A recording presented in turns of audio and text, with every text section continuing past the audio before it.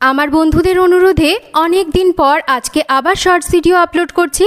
আজকে একদম নতুন ধরনের মুসুর ডালের রেসিপি শেয়ার করছি।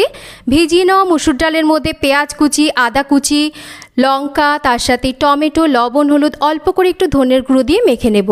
সর্ষের তেল গরম করে নেব।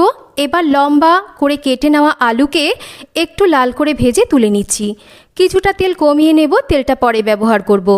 আদা কুচি, পেঁয়াজ কুচি হালকা করে ভেজে নিয়ে মেখে নেওয়া মুসুর ডালটাকে দিয়ে এবার মুসুর ডালটাকে একটু কষিয়ে নেব। পরিমাণ মতন জল দেব। জলটা ফুটতে শুরু করলে ঢাকা দিয়ে ডাল সেদ্ধ করে নেব। খুব ভালো করে ডাল সেদ্ধ হয়ে গেলে পরিমাণ মতন জল দিয়ে ডালটাকে ফুটতে দেব। আমি একটা কথা বলতে চাই, আমার সমস্ত ভিডিওগুলোই অন্য চ্যানেল কিন্তু পুরোপুরি কপি করছে। তো অন্যের ভিডিওকে এইভাবে কপি করে নিজের রেসিপি বলে না চালিয়ে একটু নিজে চেষ্টা করাই কিন্তু আমার মনে হয় ভালো। সবাই কিন্তু ভালো ভিডিওই বানান।